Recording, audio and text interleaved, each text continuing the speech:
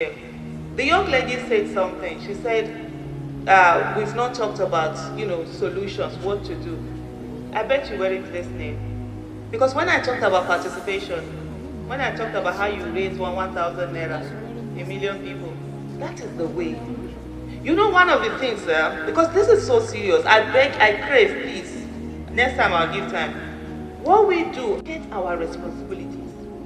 We don't do things, we're always looking for another one. Like you rightly said, have we done the democracy we are supposed to do? Now they ask the question, how many of us have an electoral act? How many people raise their hands? Less than 1%. You understand? How do you do the democracy that you don't know what is in the electoral act? You probably have never read the constitution. You don't go out to vote. When they are joining parties, you don't join party. Which democracy are we doing? They say experience is the best teacher, but nobody said you have to experience it to learn from it. Use other people's experience. We've seen how democracy is done in other places. Is stealing ballot paper an African culture? Is corruption an African culture? Is bribing an African culture? Those are not African culture. Those are foreign. Those are things that we have put inside our democracy, and we must ensure that we take them out. So what system are we looking for?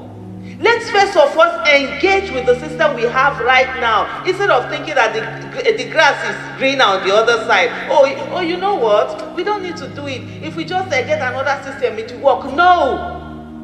Governance is about demand and supply. The people who are voted into office are supposed to supply good governance, and the people who vote them in are supposed to demand for good governance. We don't do it.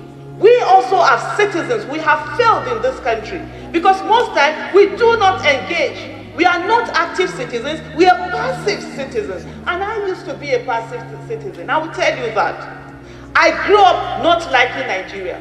I grew up poor. And you know, in Nigeria, when you're poor, you're faceless, you're nameless, you're voiceless. If there's anybody from here that is from Kano, I grew up in Kwena, where the people where the talks came from.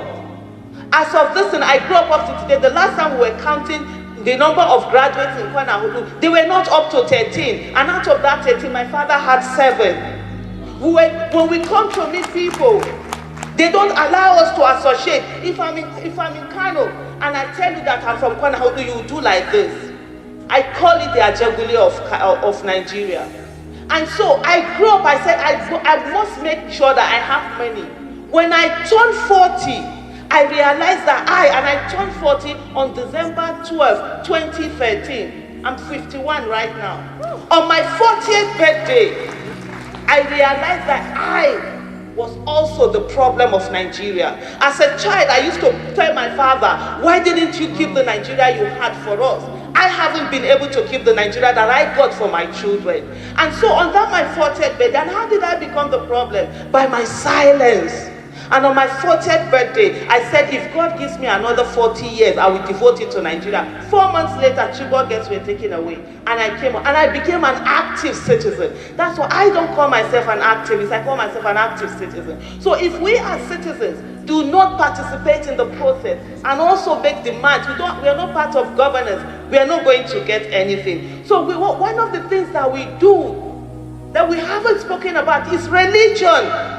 We sit down every day. We are praying. Somebody will say to you, I can't do anything. It is God that will fix Nigeria. And then the person in the next breath will say to you, please, I don't have money. Can you give me money? And I'm saying to the person, the God that will fix Nigeria problem, do you think it will not fix your problem? Why are you taking action to ask me? Why are you not just sitting down in your house and saying, God, praying to God? If you sit in your room and pray to God and pray 5 times, fast and be telling God to give you jollof rice, God will not give you jollof rice. Do you know why? Because God has given you the capacity to be able to make jollof rice. And God will not do for us what He has given us the capacity for us to do for ourselves. We have everything to have good governance in Nigeria. We have everything to make our democracy work. We have not participated. We have abdicated our responsibilities. We have allowed a few to participate in it. And in all honesty, they have a right to do what they do. When they buy votes, the person that they bought vote gets into office, and you go and you are praying that God should punish him. How will God punish him when he paid you for the vote? No, God will not punish him. And by the way, They are outpraying us. They use billions to pay tithes. They use billions to give sadaqah. They have malams on their payrolls. They have pastors on their payroll. When you are coming with your 1,000 naira, 10,000 naira as tithe, he has paid 1 billion. Who do you think pastor will be praying for? Who do you think Mala will be praying for? Who do you think will be in the front row? Even now when you go to churches, it's the politicians they put in the front row. Now you go to mosque. In Islam, let me tell you, Islam is about knowledge. Nobody cares who you are. The first place of prayers are supposed to be the people that are most learned. If the imam goes down, somebody will go front in and take over the prayer. But what do we have today? We have politicians who, some of them cannot even recite Surah Al-Fatiha. They are the ones in the front row. So we can't outpray them. We need to engage in the system and ensure it happens. On the issue of foreign interference, there is a proverb in Hausa, say bango ya tsage, katanga da ke samu gurin shiga. It is when the word cracks that the lizards will enter. If we take ownership of our political system, if we are not waiting, INEC gets foreign grants. You can't get foreign grants and have a voice. You understand? And I don't have issue with anybody who takes for grants or whatever. That's not the case. But if people are pouring money into your election, they will interfere in your election. Then stop it. We have the resources to be able to do anything we want to do. So why don't we do that? We also as citizens, we can stop it. We sit down. One of the things I tell people, I see people tell me, Aisha, leave it. You know this Nigeria. I say to them, I will rather they defeat me than for me to defeat myself. Failure, you understand? When you fail, falling down, they say it's not, falling down, it's not the end of, that's not failure. Staying down is where the failure is. If I run for election, and I lose, so be it. But I will know that the process that I wanted to bring me must be excellent for me to be called excellency in the words of Mr. Peter Obi.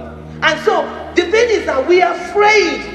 We've allowed them to cage us, to put us in a place where we feel, oh, we can't do it. What if? What if what? We will dare do what if. So my sister, my brothers, we have to participate. We have to ensure we are in there doing it. That's the most important thing. And we should not be afraid of failure. I tell people, our politicians are always working. They work more than we do. We go home and sleep, they don't sleep.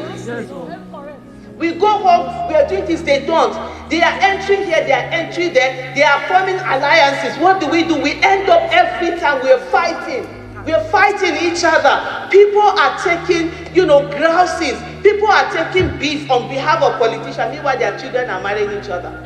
They go to each other's wedding. They don't invite us to those places. Why are we fighting on their behalf? They walk.